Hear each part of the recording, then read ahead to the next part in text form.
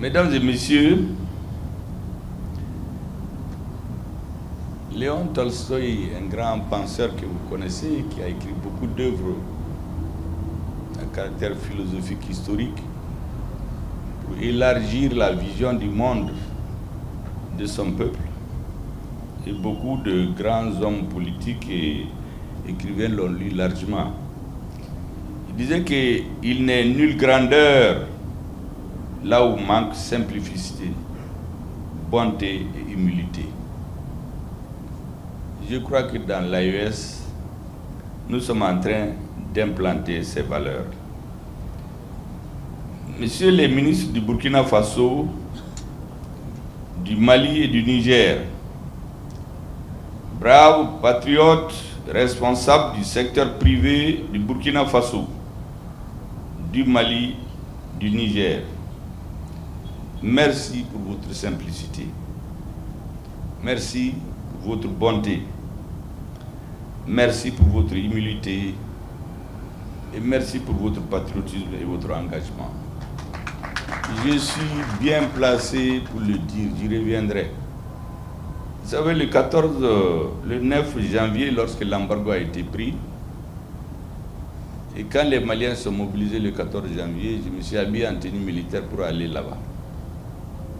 En fait, je parlais très fort, mais si jamais les opérateurs économiques n'avaient pas suivi, vous savez que ces paroles-là, ça allait du vent.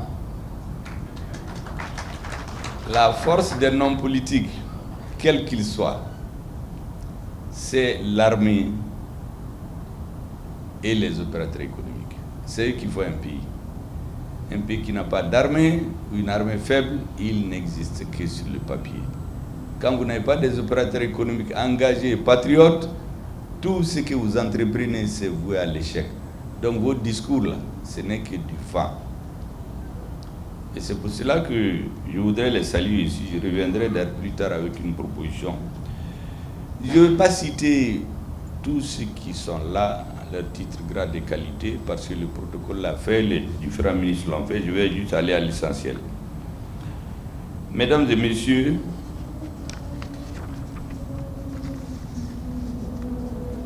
je voudrais à l'entame de mon propos, au nom du président de la transition, au nom du gouvernement du peuple malien, à mon nom propre, souhaiter la chaleureuse et cordiale bienvenue en terre africaine du Mali, à tous nos illustres hôtes ici présents, à cette rencontre qui revêt une importance toute particulière, tous les États membres de la Confédération des États du Sahel.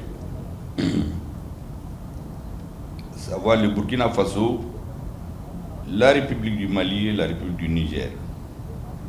En effet, il convient de rappeler que la rencontre qui nous réunit aujourd'hui vise à créer un cadre de concertation et de coordination des actions du secteur privé de l'AES au bénéfice de l'économie de notre confédération.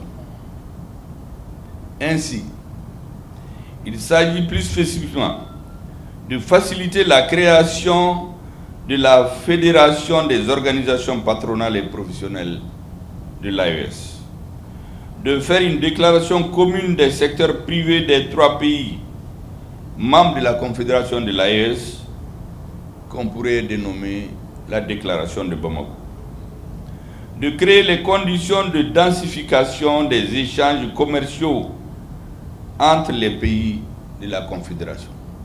Tout le discours que les hommes politiques tiennent ici et là, s'il n'est pas soutenu par des actions économiques, il sera voué à l'échec. Je reviendrai sur ce thème pour le développer davantage, pour vous montrer le rôle et le poids historique des opérateurs économiques dans notre espace. Mesdames et messieurs, en effet, il convient de rappeler que aujourd'hui, il s'agit pour nous de réfléchir sur les voies et moyens visant à renforcer la dimension économique de l'AES et de la rendre irréversible, à l'instar de la défense et de la diplomatie. Pour paraphraser le président de la transition nigérienne, président du CNSP, du Niger, parce qu'il y a deux CNSP, hein. La CNSP Mali et CNSP Niger. Quand vous déchiffrez, ce n'est pas la même chose. Donc je spécifie bien président du CNSP du Niger. Il avait dit, il avait lâché ses mots dans une de ses interventions que la Confédération, je le paraphrase, doit évoluer, je parle en technicien, en mode 3D. Diplomatie, de défense, diplomatie et développement. Plus tard, si le besoin se fera sentir, et je crois qu'il va s'imposer, nous évoluerons vers une fédération. Mesdames et messieurs, nous devions être fiers et même très fiers de pouvoir dire un jour que nous avons été parmi les acteurs du changement historique en cours dans notre sous-région et qui impose un nouvel ordre mondial à ceux qui pendant longtemps se croyaient intouchables ou qui devraient réfléchir et dire aux autres ce qu'ils devraient faire. Permettez-moi, chers invités, de suggérer aux différents gouvernements du Burkina Faso, du Mali et du Niger qu'ils fassent élever au rang de héros national les opérateurs économiques de l'AES qui, pendant que les autres prédisaient le chaos dans notre pays. Vous vous rappelez, en 2022, parce que le Mali a connu deux embargos. Le premier embargo, c'était en 2012. Dès que l'embargo a été pris, tout le monde a été déstabilisé.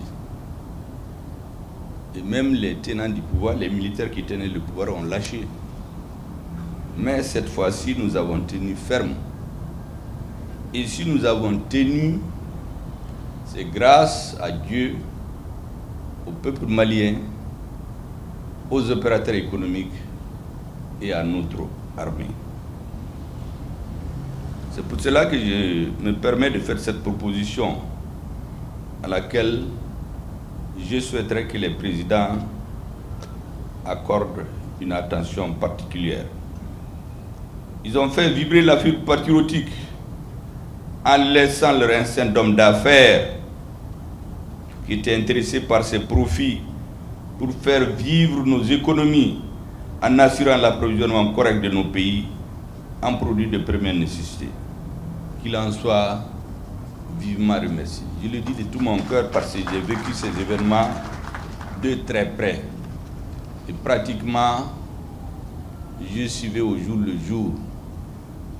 De même que l'action de l'armée, ce que les opérateurs économiques aussi faisaient dans notre pays.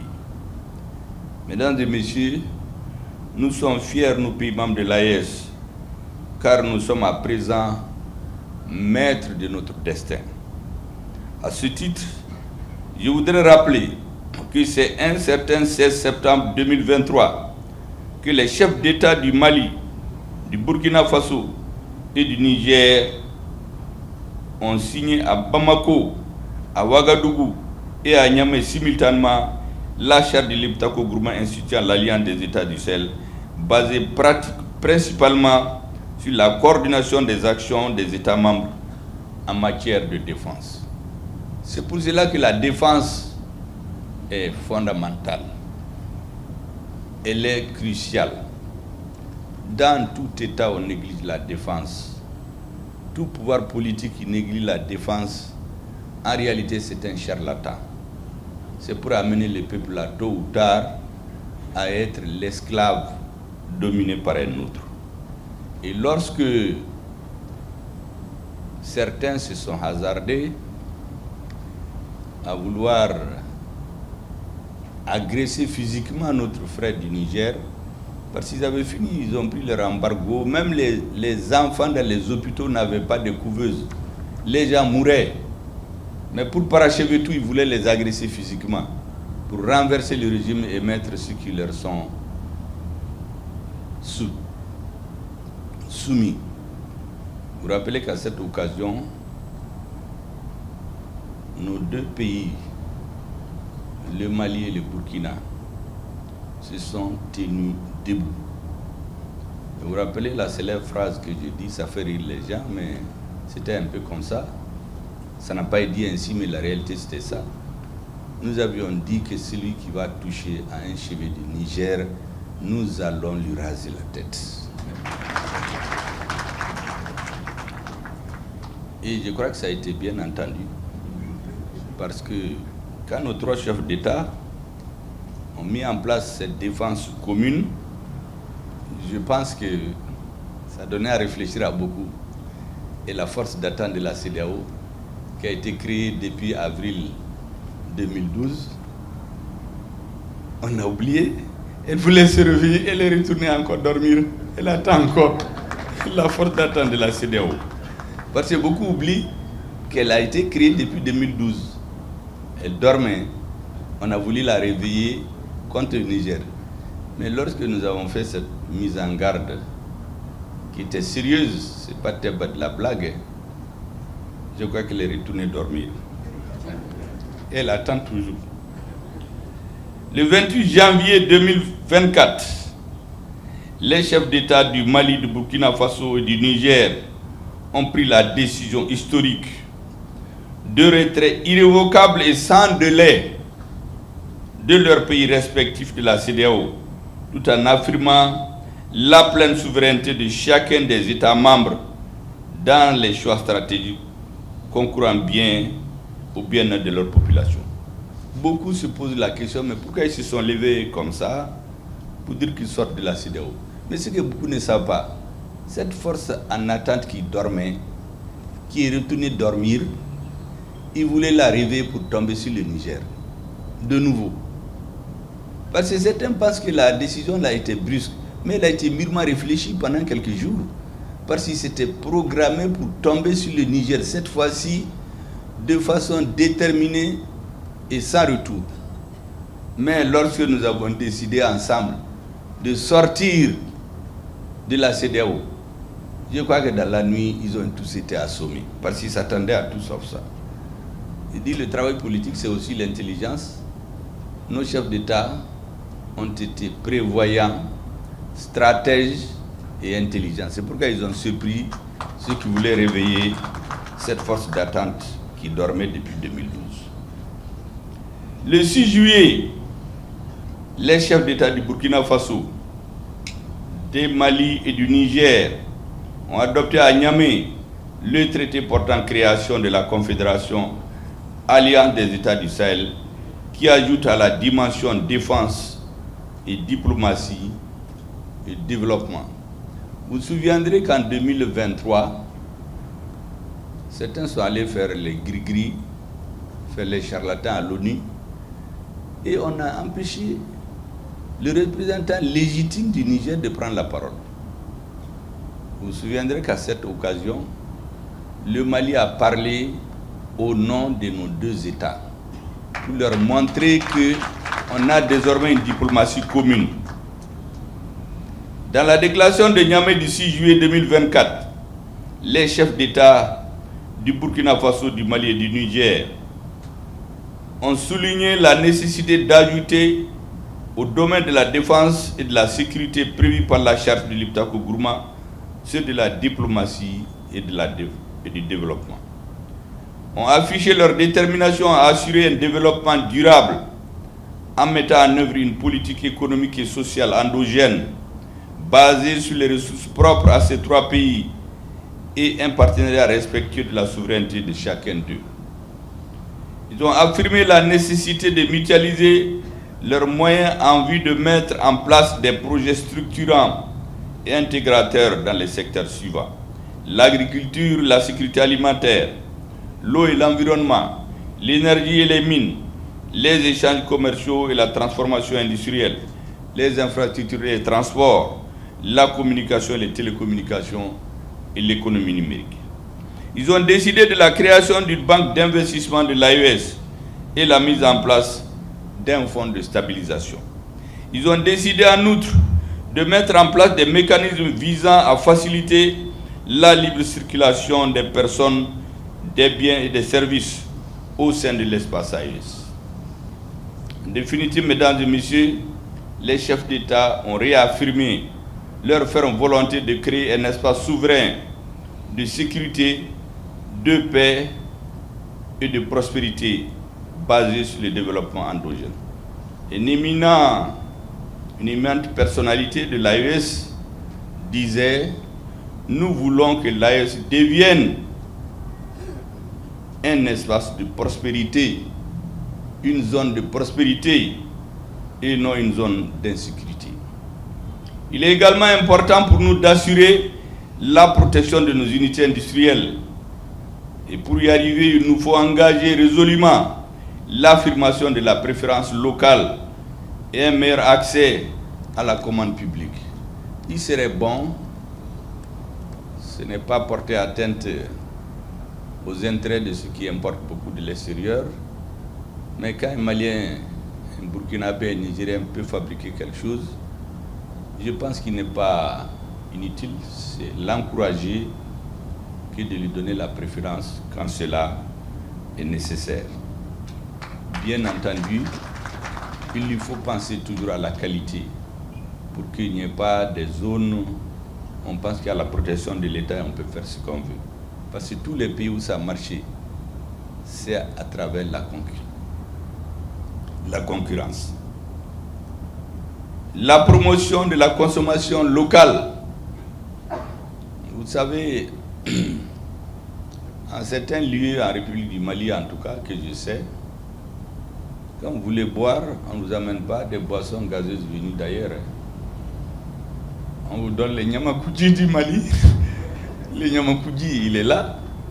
Et vous avez toutes les autres boissons. Si vous voulez, vous pouvez faire les cocktails.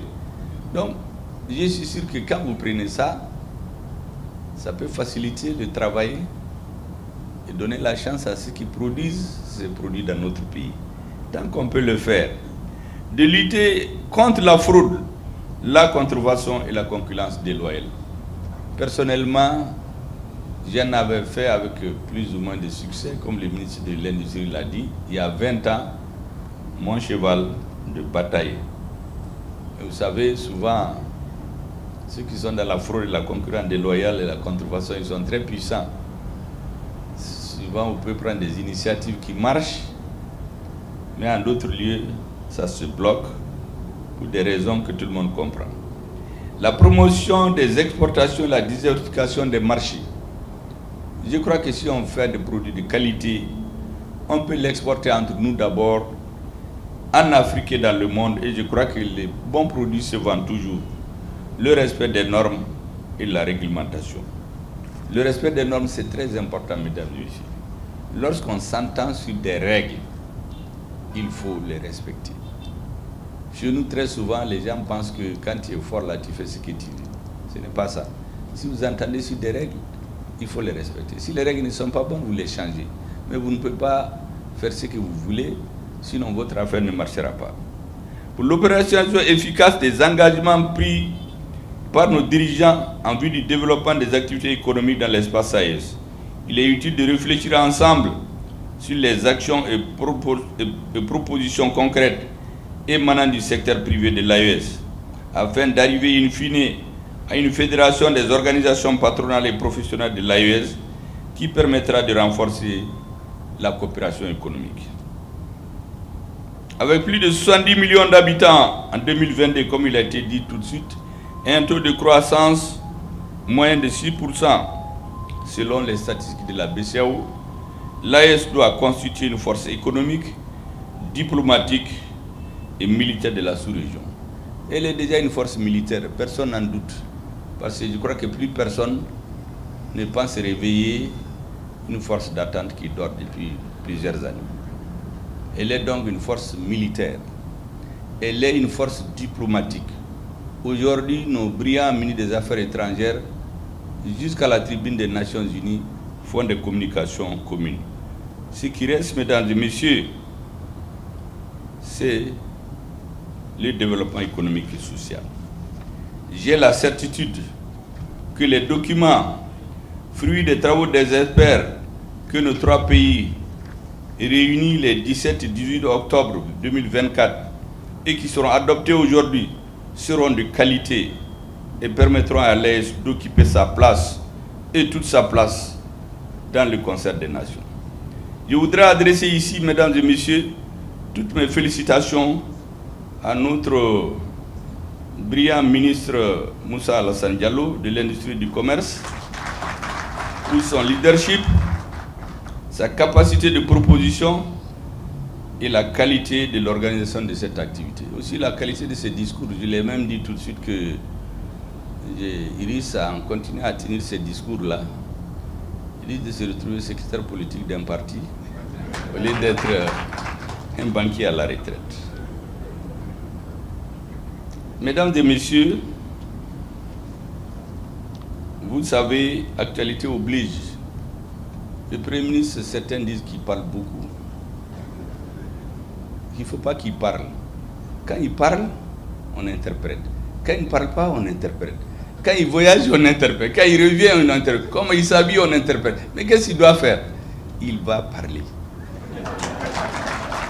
Parce que j'ai tiré une grande leçon de ce qui est arrivé aux dirigeants, aux pères fondateurs de nos États.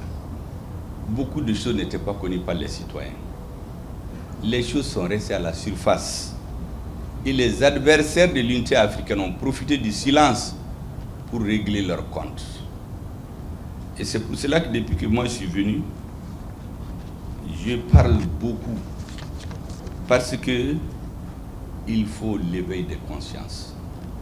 Il y a un dirigeant qui m'a dit qu'avant qu'il ne vienne chez nous, dans l'AES, pendant chaque semaine, chaque soir, il écoutait les discours que ce Premier ministre du Mali tenait. Il parlait beaucoup, mais lui, il prenait le temps d'écouter. Au bout de 2 ans, il a compris beaucoup de choses qui étaient cachées sous le rideau. Et c'est pour cela, mesdames et messieurs, vous aurez constaté que je vous ai tous battus aujourd'hui en matière de communication. Même ma tenue, c'est AES. J'ai dit au ministre que je les bats tous. Ma tenue, c'est AES. Je l'ai porté devant nos militaires, à l'EMIA, devant les enfants et devant vous aujourd'hui. Parce que l'avenir du pays, c'est les militaires, les opérateurs économiques et la nouvelle génération. Donc, nous faisons de la communication politique. Il faut que l'AES rentre dans les esprits, dans les mœurs. Parce que les dirigeants politiques passent. Peut-être dans un certain nombre d'années, nous, on ne sera plus là. Mais la nouvelle génération, jusqu'à présent, nous parlons des discours des pères fondateurs de l'indépendance. C'est que les quelques-uns qui ont accepté de parler, c'est ce que nous savons. Sinon, beaucoup de choses n'ont pas été dites. Et c'est pour cela que moi, je parle beaucoup. Je dis là-dedans, chacun n'a qu'à prendre ce qu'il veut. Il y a à boire et à manger. Celui qui veut, il est annué. Il prend ses 10 minutes. Celui qui veut, il écoute le tout. En tout cas, il y a tout pour tout le monde.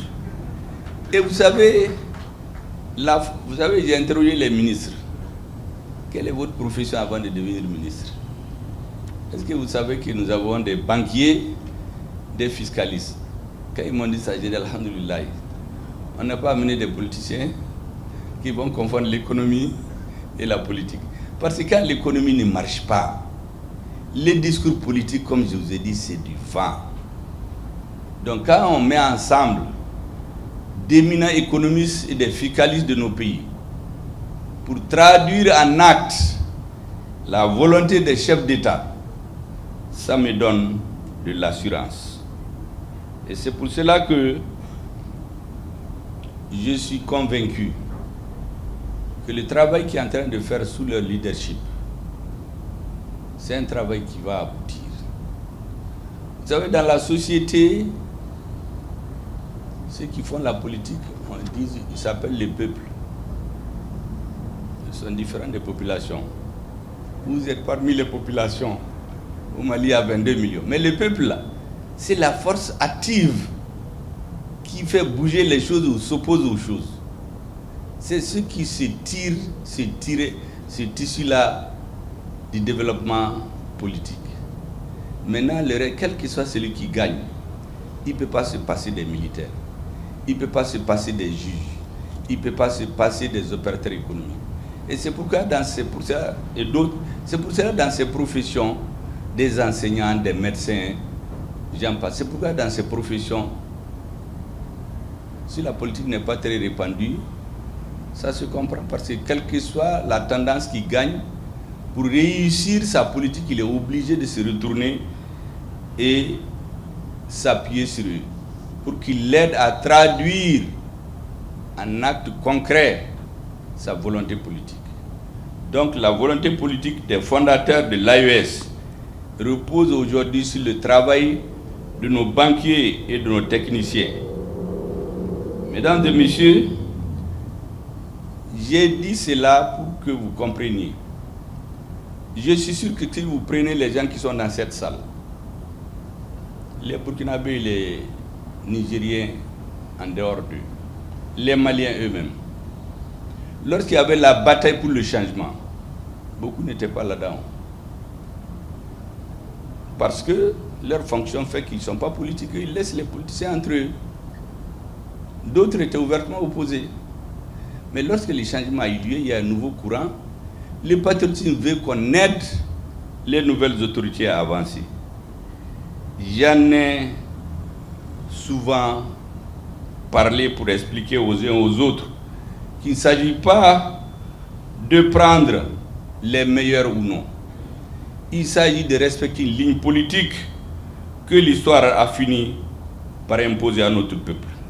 Il y a des responsabilités des services étrangers, des responsables qui ont juré de nous ramener en arrière en sabotant l'AES, en faisant échouer, en retardant ou bloquer carrément le processus de changement. Récemment, j'ai eu une lettre d'un pays qui se plaint qu'un général malien aurait tenu des propos qu'ils ont assimilés à l'atteinte d'après une agression physique. On ne l'a pas dit, dans une lettre il y a ça, à un président. Mais ces gens oublient qu'ici sur les antennes, nous avons entendu des agents des services spéciaux de certains pays venir dire dans les médias qu'il faut qu'ils mettent un plan de déstabilisation du Niger, du Mali et des autres. De mettre un plan d'atteinte à l'intégrité physique des dirigeants. Je me rappelle à cette occasion, moi-même j'ai dit au ministre de la Justice, il faut documenter tout ce que ces gens sont en train de dire à la télé. Non, personne n'a rien dit. Parce que quand c'est eux, on pense que c'est normal. Mais dès qu'un Malien a parlé, tout le monde s'est mis à crier. On a même une lettre dont le contenu n'était pas juste parce qu'il n'a jamais parlé d'attaque à l'intégrité physique. Il a dit simplement que si des gens continuent à nous déstabiliser, il faut qu'on s'occupe d'eux. Mais ça, c'est la réalité. J'ai toujours dit à tous les États de nous laisser en paix. Nous n'avons besoin de nous mêler des affaires intérieures de personne. Mais celui qui se mêle de nos affaires intérieures, nous n'allons pas nous laisser faire. Et Dieu va trancher entre nous. Le peuple malien est un peuple béni. Tous ceux qui vont s'attaquer au Mali, les États, les individus, ils vont mal finir. Moi, je ne veux pas citer de noms pour pas que des incidents diplomatiques. Et regardez seulement en Afrique. Tous ceux qui sont mêlés, toutes les guerres qu'il y a eu au Mali, en Sierra Leone, au Libéria, au Mali, il y a des chefs d'État qui se sont mis au service de l'étranger. Quand ils ont fini avec eux, ils les ont jetés comme du citron. Tout dirigeant politique qui se met au service de l'étranger pour consolider son pouvoir, il va mal finir. Et c'est pourquoi je dis à tout le monde, laissez-nous en paix. On ne se mêle pas des affaires d'autrui, mais nous ne permettrons à personne de se mêler de nos affaires. Mesdames et messieurs, ces messieurs qui veulent échouer l'AES, ils s'appuient sur plusieurs leviers, dont je vais vous citer quelques-uns. Ils s'appuient sur les félons et tous ceux qui ont décidé de vendre leur âme au diable contre leur pays, contre de l'argent. Vous savez, quand la Libye est tombée, Kadhafi est tombé, il y en a qui ont écrit des livres que moi j'ai chez moi, qu'ils ont commencé d'abord pour identifier des traîtres, des gens qui sont prêts à trahir pour l'argent, pour les places, pour le pouvoir. C'est pour ça qu'ils ont commencé. C'est quand ils ont fini le travail qu'on a commencé à voir les mouvements dans ces villes-là. Ce livre-là, moi je l'ai. Donc, ils ont les mêmes méthodes. Ils utilisent des traîtres pour déstabiliser nos pays. Ils se sont appuyés sur des gens qui sont prêts, comme je dis, à trahir leur pays, contre de l'argent, contre le pouvoir, contre la renommée. Ce qui s'est passé récemment d'ailleurs dans un de nos pays de l'AES, c'est assez illustratif. Mais je voudrais dire à tout le monde, ces messieurs ne baisseront jamais les bras. Nous aussi, nous ne devons jamais baisser les bras. Mesdames et messieurs, il faut donc redoubler de vigilance, de discernement. Il faut éviter l'amalgame. Parce que souvent, ils créent des situations où on fait l'amalgame.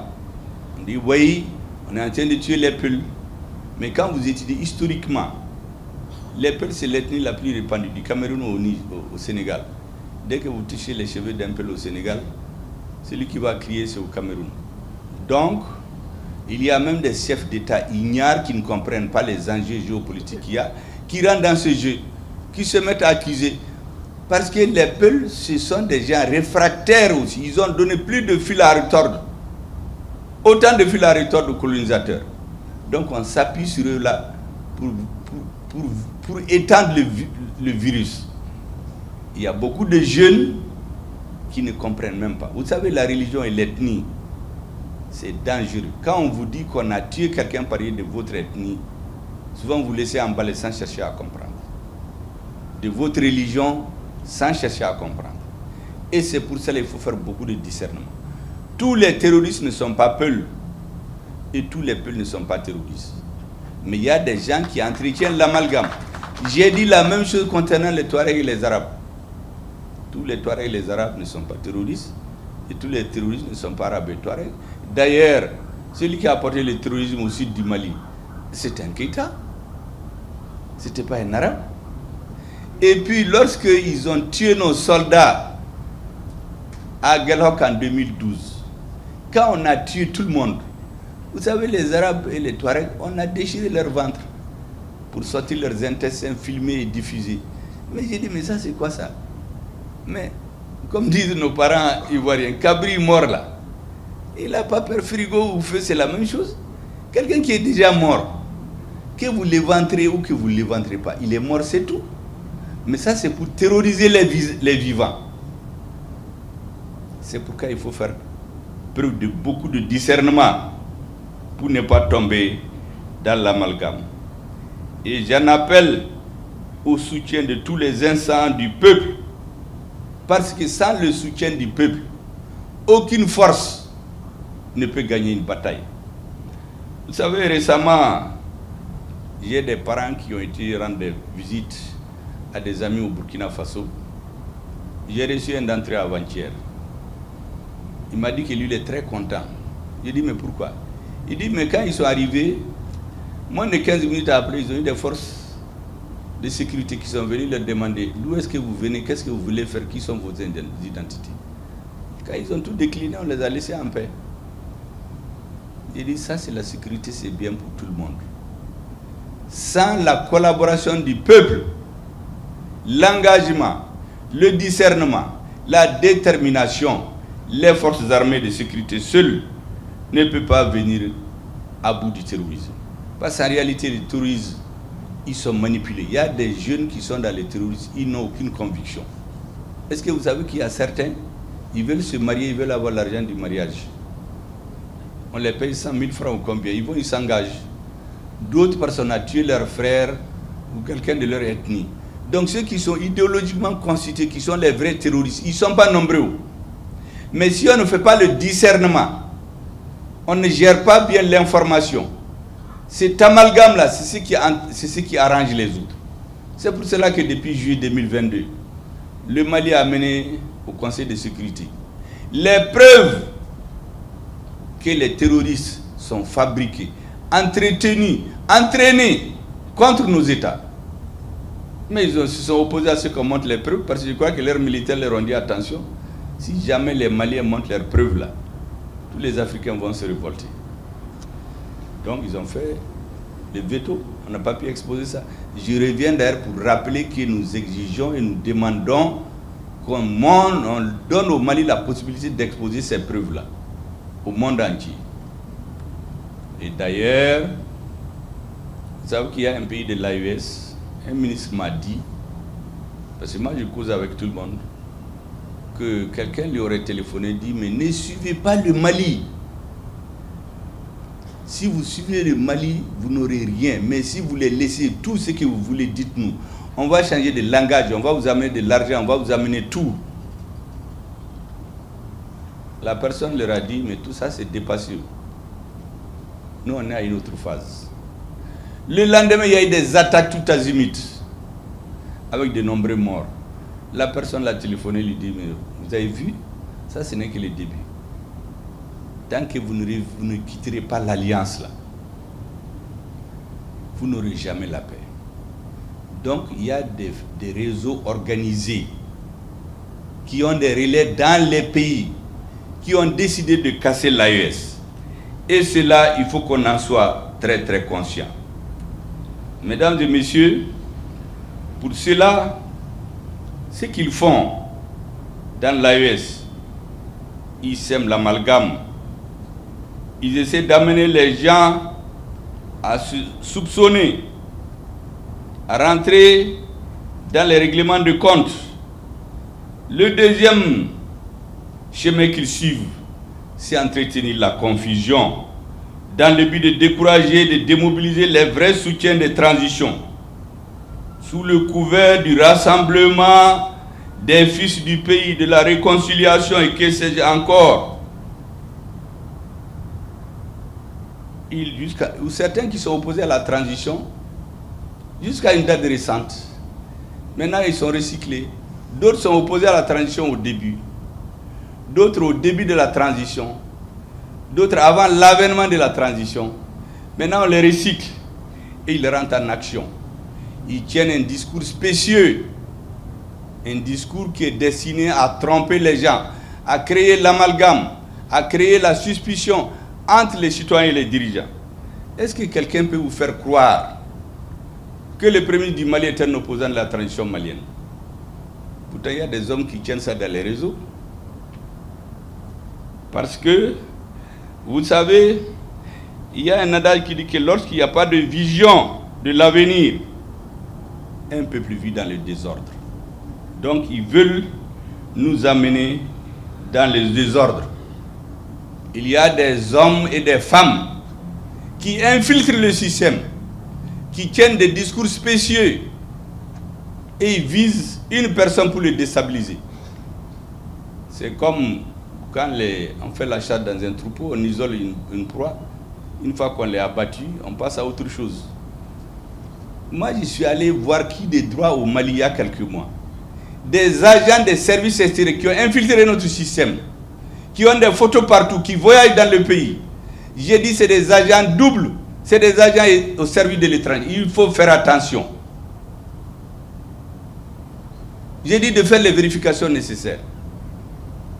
Je m'en suis arrêté là, parce que moi je m'informe sur tout le monde.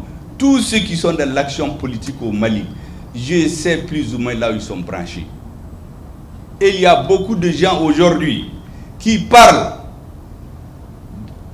Mon discours d'aujourd'hui, demain ça va faire l'objet d'interprétation. Ah, qu'est-ce qu'il a voulu dire? Son problème, il veut s'attaquer au président. Ils ne s'entendent pas. Son gouvernement a échoué. Mais comme on est un pays où les gens, ils écoutent seulement, ils les convainquent vite. Donc à ce rythme, on crée le doute dans le pays. Et les gens n'ont pas de vision d'avenir. En ce moment, tout le monde se met à douter. Et les réseaux rentrent en action. Mais certains viennent nous dire, ah, vous savez, la guerre seulement ne règle pas les problèmes d'un pays. Il faut négocier. On trouve même des spécialistes qui tirent dans l'histoire des exemples. Mais est-ce qu'on n'a jamais dit ça? Personne n'a jamais dit ça. Le Mali a négocié pendant 30 ans. Est-ce que ça empêche les touristes de se pendre? Est-ce que ça l'a empêché d'arriver au Burkina ou au Niger où il n'était pas? Donc c'est très clair, ce discours spécieux-là, qui consiste à nous annihiler, cultiver le défaitisme, sinon le pétainisme chez nous, pour dire négocier. Quelqu'un qui prend son arme, il veut venir vous retirer votre chèvre. Vous croyez que c'est l'Ipalan de paix qui va arrêter? Il faut prendre une arme contre lui aussi. Quand les rapports des charges vont changer ou vont être équilibrés, vous négociez en ce moment. Mais tant que le terrorisme n'est pas affaibli, toute négociation avec le terrorisme, c'est du défaitisme. Et moi, je suis très content qu'un président d'un pays de l'AES ait dit récemment qu'il n'y ait pas de négociation avec les terroristes. Les terroristes, il faut les frapper. Le jour où ils se sentiront suffisamment affaiblis, ils viendront, on va négocier. Je viens de vous dire que beaucoup de citoyens sont dans ce terrorisme. Ils sont convaincus de rien du tout. Ah, je n'ai pas l'argent pour me marier.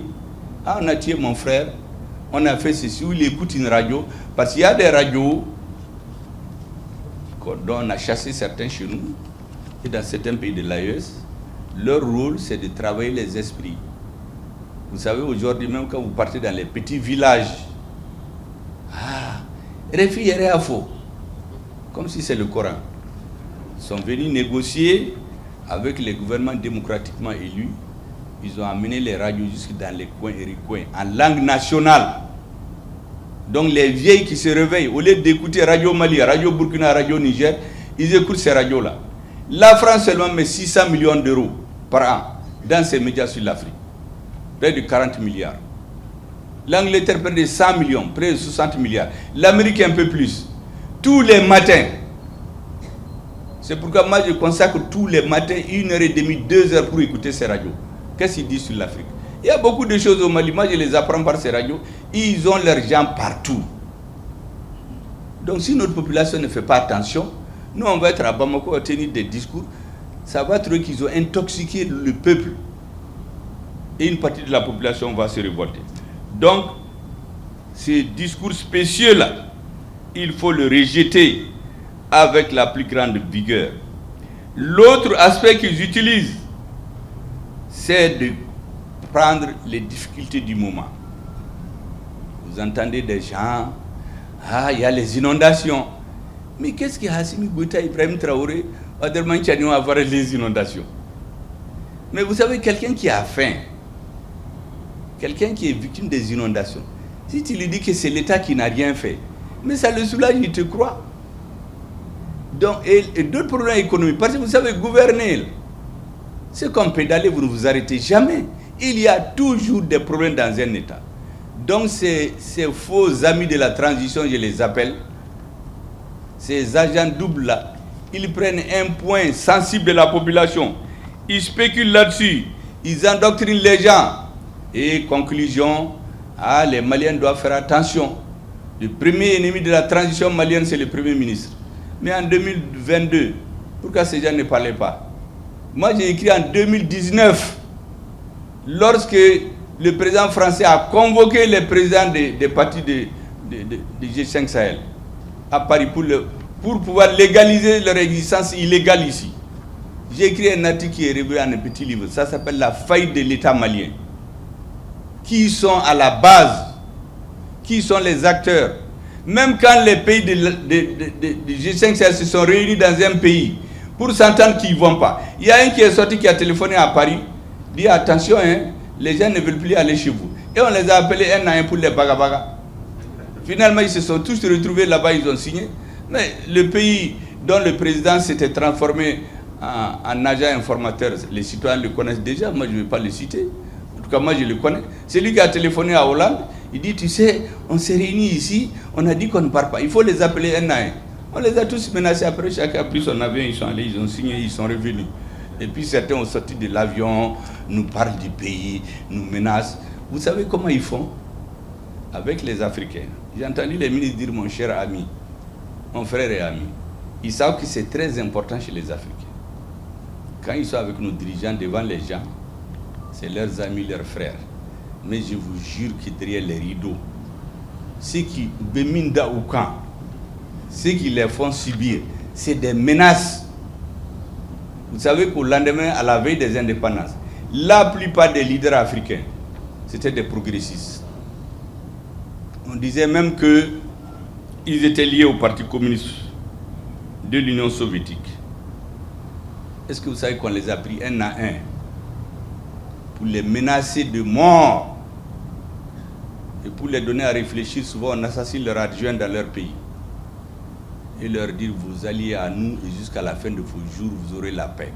Donc certains, pour préserver leur pouvoir, ils vendent les intérêts supérieurs de leur pays.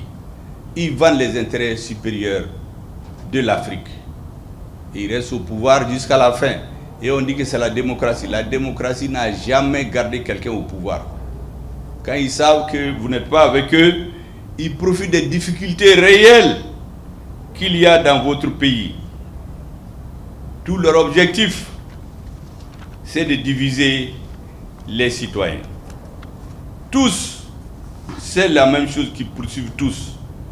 Et l'autre chose qu'ils utilisent, c'est de faire en sorte que les citoyens ne croient pas.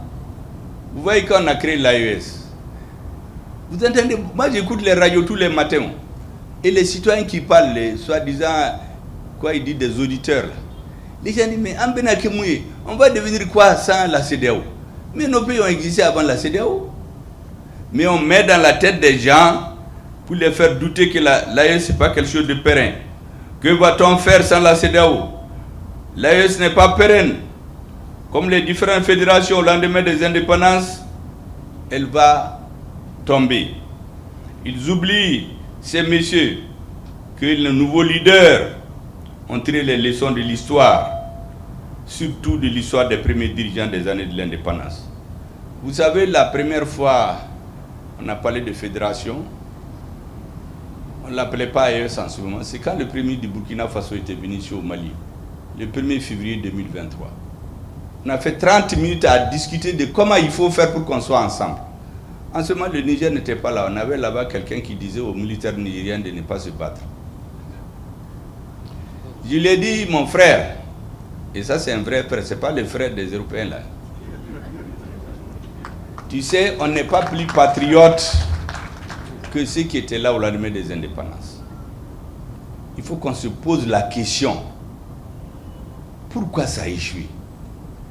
Parce qu'au début, il y a la fédération Dahomey, Haute-Volta, Soudan, Sénégal. On n'est pas plus patriote que ces dirigeants-là. Ils ont voté à l'unanimité la création d'une fédération. J'ai dit donc, il faut qu'on trouve ces choses-là. Si on ne trouve pas ces choses, on fait une fédération, il y aura les mêmes problèmes. Quand je suis allé au Burkina le 23 février 2023, on est revenu là-dessus. Il y a la vidéo qui existe, même le dîner qu'il a donné, j'ai dit ça là. Le 30 décembre 2023, nous sommes allés au Niger. Entre-temps, la bascule avait eu lieu. Ceux qui ont peur d'avoir la tête rasée, ils ont laissé le Niger en paix. Et donc, nous avons échangé sur la question. La réalité, je ne parle pas du Dahomey des autres, mais comme le Burkina Faso est dans l'alliance aujourd'hui, il y a les mêmes réalités aujourd'hui. Quand ils ont voté, le président Modibo Keïta a été le premier à voter. Le président Maurice Mogo a voté. Le président Zissou a voté. Le président Senghor a voté. Mais quand ils sont rentrés chez eux, ceux qui se sont mis au service de l'impérialisme, ils ont fait savoir qu'il y a 1 500 000 voltaïques chez eux. Si la fédération est créée, ils vont les expulser tous. Donc ils vont venir déstabiliser le pays. La deuxième, si vous entendez tout ça, même les Burkinabés ne savent pas, le conseil de l'entente. C'est là-bas qu'on a assassiné Sankara. Ce conseil de l'entente, comment c'est venu là-bas? On leur a dit, si vous refusez la fédération, on est en train de créer une alliance militaire, on va mettre le siège chez vous. Plus d'autres aspects dont je ne vais pas parler, mais dont le Premier ministre m'avait parlé. Voilà les pressions qui ont fait que les messieurs arrivés là-bas, on dit, mais pourquoi vous avez levé la main? Il dit, non, lui, il voulait se gratter la tempe ou tirer un peu la manche de son. Mais il avait changé. Pour le cas du Dahomey, je ne viens pas là-dessus parce qu'ils ne sont pas dans l'alliance. Le jour où ils seront, je dirai à leurs responsables comment ça s'était passé. Donc, il faut voir ce qui se passe. Comment ils ont fait au lendemain des indépendances. C'est pour cela que j'ai félicité les Nigériens tout de suite quand je vois, parce que moi je suis leurs médias régulièrement, quand on a donné le nom de Djibo Bakary, un patriote hors pair, à une place au Niger. Vous savez qu'à l'indépendance, ils ont fait voter Djibo et son cousin. Moi j'ai failli être Nigérien. Parce qu'ils ont voulu le corrompre en coupant le nord du Mali et l'ajouter au Niger, s'il accepte de faire leur jeu. Moi j'allais être Nigérien.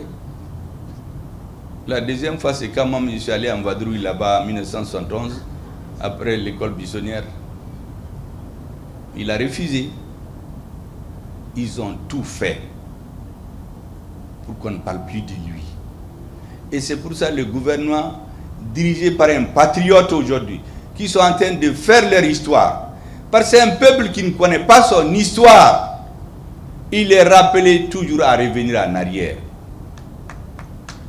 Et c'est pour cela, je vous ai expliqué tout ça pour que vous compreniez.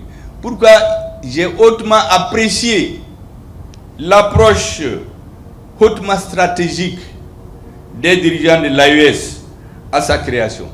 Ils ne se sont pas jetés dans tous les sens. Ils ont dit défense, c'était déjà connu. Diplomatie, c'était connu. Ils ont compris qu'il faut régler les problèmes économiques.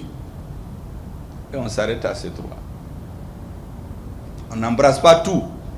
Comment on dit, qui trop embrasse étreint. Mal étreint. Ils ont décidé de façon très stratégique d'axer nos efforts sur ces trois secteurs. Mais lorsque ça va marcher, dans 15, 20, 30 ans, si les nouveaux dirigeants veulent, ils peuvent aller à une fédération. Donc il n'y a pas de raison aujourd'hui, parce qu'on est liés aujourd'hui, on a une défense commune, c'est vital, aucun dirigeant n'a intérêt à sortir de ça aujourd'hui. Aucun dirigeant n'a intérêt à faire sa diplomatie solitaire. Vous avez vu quand on est allé tomber sur le Mali, des mercenaires étrangers, mais tout de suite les pays de l'AE se sont joués à notre ministre pour saisir l'ONU. Ça c'est un point de plus. Et les questions de développement économique. Les projets structurants. Il faut que notre population vive mieux. Donc, c'est pour vous dire que les fondateurs de l'AES ont tiré magistralement les leçons des causes immédiates, en tout cas, qui sont connues de tout le monde, qui ont fait échouer les premières fédérations. Mesdames et messieurs, ces messieurs-là, comme je vous ai dit, ne baissent jamais les bras. Ils ont décidé d'utiliser les pressions diplomatiques. Vous avez entendu récemment un groupe de grands intellectuels africains, dont notre bien-aimé Wole Soyinka, qui ont fait une tribune largement répandue dans les médias occidentaux pour parler du Niger. J'ai dit, j'avais envie de les appeler, lui dire, mais à cause de Dieu, arrêtez de vous nourrir seulement de ce que vous disent les médias étrangers. Mais faites une délégation, venez voir le président du Niger. Discutez avec lui pour avoir des visions équilibrées. Ensuite, vous faites vos déclarations. Mais l'objectif, c'est de salir le gouvernement du Niger. On met des hautes personnalités qui sont connues, comme j'ai dit, Wole Soyinka et d'autres, pour nous mettre la pression. On essaie aussi, ceux qui osent critiquer. Vous savez qu'il y a des journaux, des livres, moi je les ai, parce que tout livre nouveau qui sort, moi je l'achète, où des diplomates écrivent, des écrivains, ce que les diplomates français font en Afrique. Pédophilie, viol, menace des dirigeants, tout. Mais il n'y a rien. Mais lorsque un Africain ose critiquer, comme cette organisation qu'on appelle Mansa, avec Alain Fokayo, lorsqu'ils osent critiquer, mais ils font des réunions de parlementaires avec des gens très savants qui viennent démontrer pourquoi les Africains ont le droit de critiquer. Donc nous, on n'a même pas le droit de critiquer. Il y en a qui ont écrit l'échec de Macron au Mali. Mais quand c'est un Africain qui dit ça, on lui interdit d'arriver à Paris. Donc on ne peut même pas critiquer. Mais il faut qu'ils arrêtent ça. Tout citoyen africain qui se mettent à parler pour que les Africains comprennent, ils le mettent sur la liste rouge pour ne plus qu'on parle de lui, qu'ils ne viennent plus chez eux. D'ailleurs, quand je suis venu de New York en 2021, un grand diplomate, c'était l'adjoint du ministre des Affaires étrangères qui est venu chez moi pour me faire les baga-baga. Quand il a fini de parler là, j'ai dit, vous savez, Assimi Goïta n'a pas besoin de vos visas. Il quitte Kati, il est dans son bureau. Donc vraiment, maintenant c'est de couper les visas là. Ça faisait peur avant, mais pas notre équipe. Les comptes, il n'en a pas. Donc gardez vos conseils pour vous-même. Parce que c'est ça, avant là, quand on dit aux dirigeants qu'on leur a coupé les visas, mais c'est comme un enfant auquel tu as quitté les bonbons. Ou quand on leur dit que leur compte est fermé. Parce que tout ce qui est détourné ici, c'est dans ces pays. Imaginez, vous ne pouvez pas aimer le Mali plus que les Maliens. Les Maliens meurent. On les enterre dans des fosses communes. Personne ne peut même pas rapatrier les corps. Il y a un individu qui détourne l'argent. On le connaît. L'argent est déposé chez vous. Nous savons qu'il y a beaucoup de bâtiments qui sont construits dans certains pays de la CEDEAO. C'est l'argent détourné de l'armée. Pendant que les Maliens mouraient. Mais on est en train de chanter les forces internationales, l'amunissement, G5 Sahel, Barkhane, et Petiti, et Patata. Nous avons décidé de déchirer ce voile-là. En plus de ça, ils ont essayé d'utiliser certains pays qui nouent des alliances impies parce qu'ils veulent nous vassaliser. Il y a des pays qui se sont entendus avec la France. La seule fois qu'ils se sont entendus, c'est sur le dos du Mali. On a parlé récemment, j'ai vu dans les journaux des journalistes qui se mettent à insulter notre ministre de l'administration pour ce qu'il a dit aux Nations Unies. Mais en réalité, personne ne peut effacer de l'histoire ce que le Mali a fait pour ses pays voisins. Personne. D'ailleurs, avant Bouteflika, il y a eu la mission de France Fanon, l'ambassadeur au Ghana. C'est lui qui a préparé cette mission. Mais les Maliens ne connaissent que la mission de Bouteflika. Mais ce que les colons ont fait en cette période-là, vous savez, il y a les populations du Hogar. Ils ont créé une milice et on a donné des armes à son chef pour aller contre les nationalistes algériens. C'est la même chose qu'ils voulaient faire dans l'Adar des Ifogas, créer une milice et que ces gens-là aillent, ils les aident à combattre le Mali. Ils leur ont tous donné la nationalité algérienne. Donc vous avez la double nationalité et vous avez votre milice, vous faites ce que vous voulez au Mali. Mais nous avons dit que nous ne l'avons pas accepté. Nous avons aidé à combattre ces gens du Hogar, les miliciens que les Occidentaux avaient armés. Mais pourquoi ils veulent faire la même chose chez nous? Quand il y a eu le bateau de Tombouctou, près de 60 morts, les gens qui ont assumé que c'est eux, nous avons dit que c'est des terroristes. Ils ont fui pour aller se cacher dans les locaux des services secrets français. Comme eux, ils ne gardent jamais longtemps, ils les ont dit de retourner. Ils vont s'asseoir dans ce pays-là. Et c'est ce pays qui se met à nous donner des leçons. Il faut nous laisser en paix. Celui qui ne nous laisse pas en paix, Abbé Kungo Soro, il aura des problèmes personnels. Que ce soit un leader, que ce soit un pays. Il y a des pays qui ne négocient jamais avec les terroristes. Dans ce même pays, quand les terroristes ont attaqué à la base de Inates, ou je ne sais pas comment là, mais ils sont allés, ils ont tué tout le monde. Mais c'est les mêmes qui nous disent, ah non, il faut négocier. Mais on va négocier avec un terroriste, des gens qui ont tué 60 personnes. Vous savez qu'en ce moment, la CEDEAO, il y a eu un sommet, la CEDEAO n'en a même pas parlé. Aux Nations Unies, même une lettre de condoléances à notre président, la France était opposée. Mais les gens qui sont dans ça, vous venez nous baratiner ici au Mali, vous m'excusez du terme, pour nous dire qu'il faut négocier. Et on trouve des perroquets ici au Mali, des gens qui ont découvert, qui pensent que nous on ne les connaît pas. Nous on connaît tout le monde. Hein. Moi j'ai entendu des gens dans les micros ici, ah vraiment le gouvernement est trop belliqueux, il faut négocier. Et puis la guerre seulement ne résout pas les problèmes. Mais on n'a jamais dit ça. Mais personne ne va nous inoculer le virus du défaitisme. Quand on est en guerre, on se bat. Les militaires se battent. Les diplomates négocient. Les opérateurs économiques font leur travail. Mais si un militaire se met à faire la diplomatie, pour venir dire aux gens de ne pas se battre, ah, la guerre seulement ne résout pas les problèmes. Mais ça, c'est quoi ça? Dans chaque pays, chacun fait son travail. Les enseignants enseignent, les médecins soignent, les diplomates négocient, les militaires cognent les adversaires. Donc on arrête avec cette histoire de négocier avec les terroristes. Personne n'acceptera. En tout cas, les populations du Mali n'accepteront pas. Moi, je connais l'état d'esprit des populations de Gao, Tombouctou et Kida. Personne n'acceptera plus des négociations bidons dont l'objectif c'est de sanctuariser le terrorisme.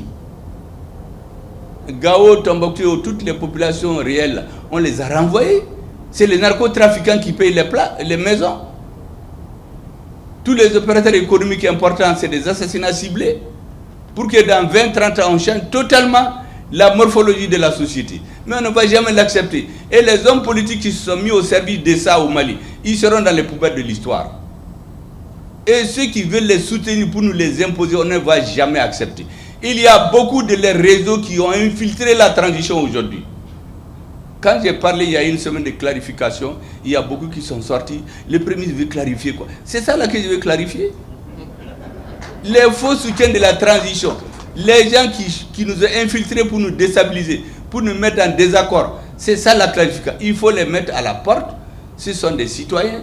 Ils rentrent, ils suivent le système. Mais ils ne peuvent pas venir nous dire où est-ce qu'on va.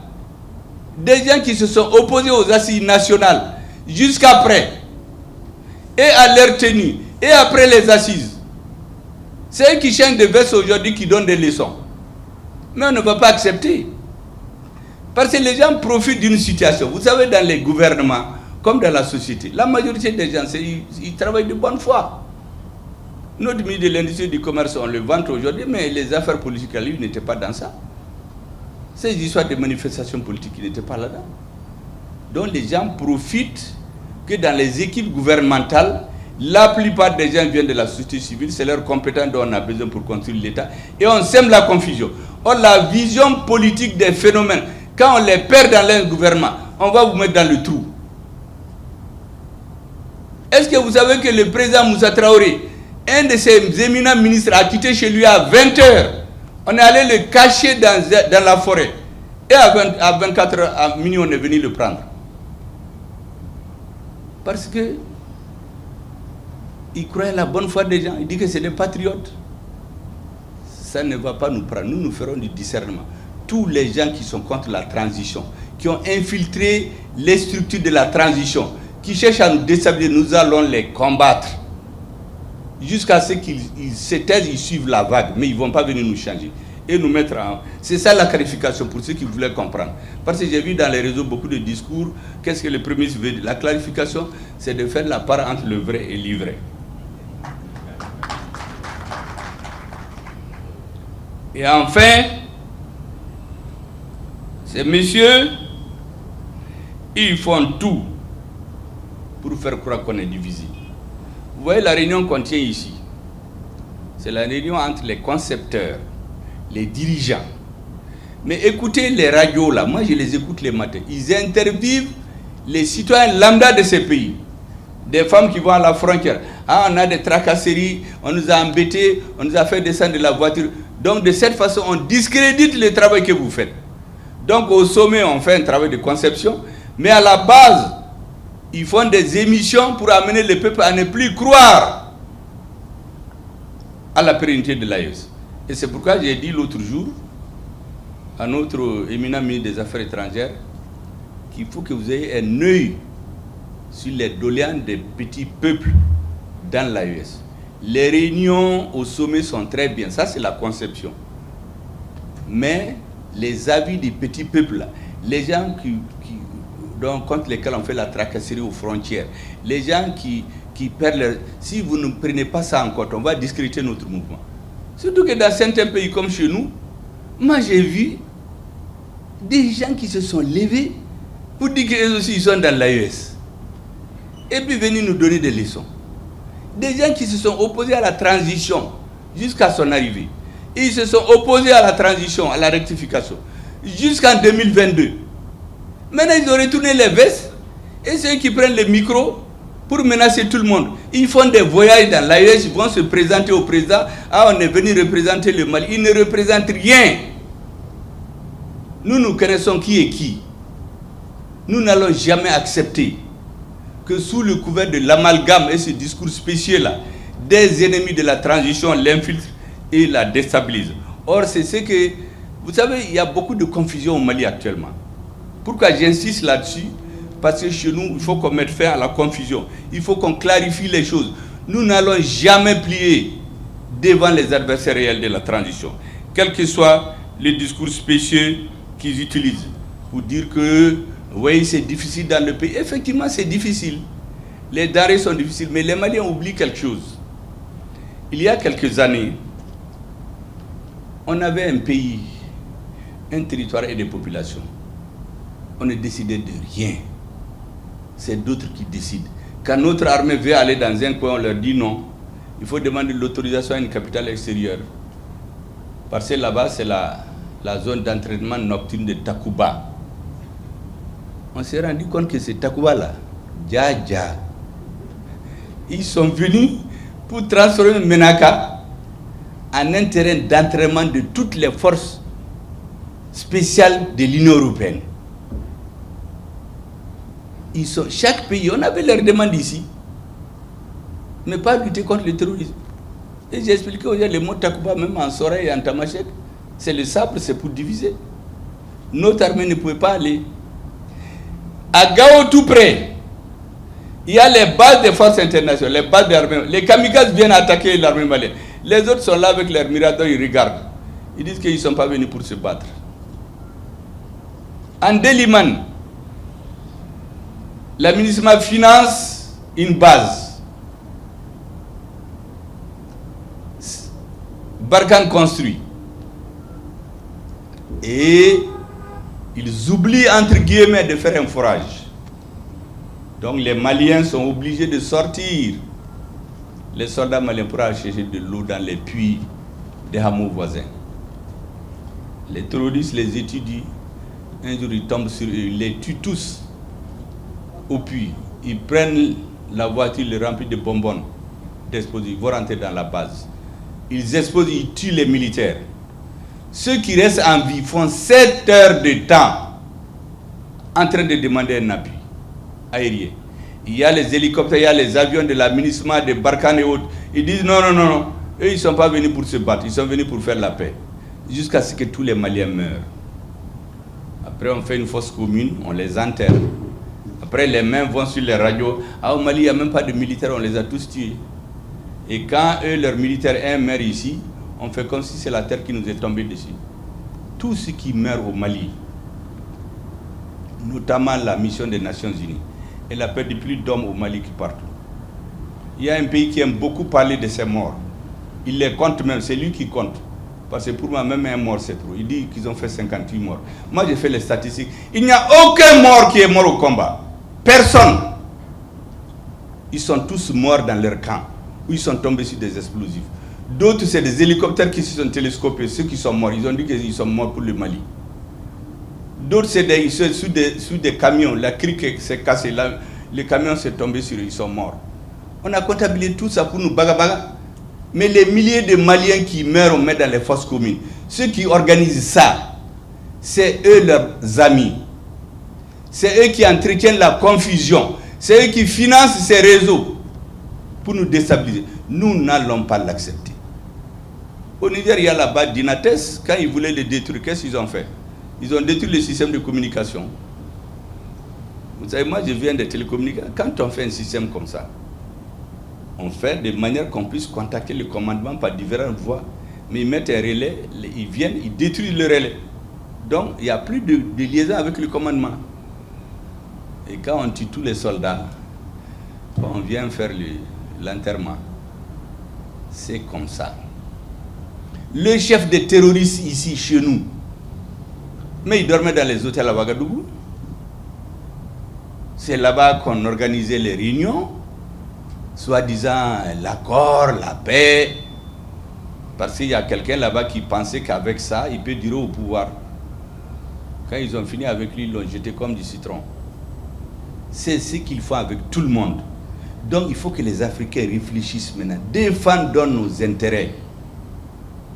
Et ne nous mettons pas au service de ces messieurs qui nous appellent nos amis, nos frères. Ils ne sont rien pour nous, ce sont des partenaires, point.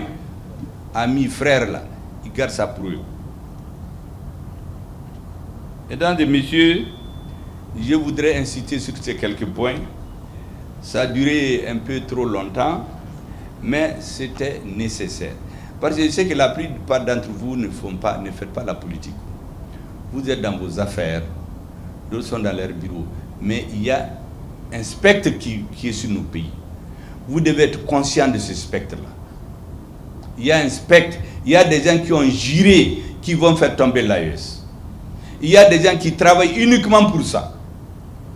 Et ils ont des relais ici dans nos pays. Ces relais, il faut les combattre. Et les soutiens de transition, il faut les valoriser. Et nos armées, il faut les soutenir, les sacraliser. Au Mali, les Maliens savent, j'ai même sorti un mot, Bamana, les Monebo Deum. Ça, c'est les militaires qui se battent. Parce que tant que ces militaires-là se battent, tous ceux qui sont dans les combinaisons politiques ici, c'est pour faire tomber l'AES. Et dès que l'AES tombe là, les militaires vont perdre les orientations. Que Dieu nous en garde. Nous ferons en sorte que cela n'arrive jamais. Et nos opérateurs économiques, qui sont des hommes d'affaires, qui ne sont pas de la... Vous devez être conscients des enjeux. Faites vos affaires, soutenez votre population. Mais nous allons combattre politiquement les adversaires de la transition. C'est pourquoi je parle de vigilance. Nos peuples doivent être vigilants. Vous savez, tous ces pays qui ont fait la guerre, tous ces pays-là, là-bas, tout le monde se connaît. Donc on ne vient pas comme ça. Quelqu'un qui vient, il rentre, il sort, ou bien quelqu'un qui vient construire des maisons, on le voit, il fait des cadeaux, et tout le monde dit qu'il est bien. En fait, il est dans une mission. Mesdames et messieurs, après avoir dit tout ça, je voudrais vous saluer encore une énième fois et vous dire que nous comptons beaucoup sur vous. Tout ce que nous disons, tout ce que nous faisons ne va nulle part si nos armées, nos opérateurs économiques ne sont pas à la pointe du combat. Tout le discours politique là, ça sera du vent, comme je l'ai dit au début. Et c'est pour cela que nos opérateurs économiques, vous devez en faire un challenge. Il faut que dans quelques années, c'est d'autres qui cherchent des visas pour venir dans l'AES. Et nous avons la chance d'avoir des brillants économistes, des banquiers, des fiscalistes qui sont en train de nous organiser ce machin-là dans lequel moi je ne comprends pas grand-chose. Les affaires économiques. Je suis sûr qu'on est dans de bonnes mains. Et mesdames et messieurs, en vous souhaitant plein succès, je déclare ouvert les travaux de la rencontre entre les ministres des Industries du commerce de l'AES et le secteur privé.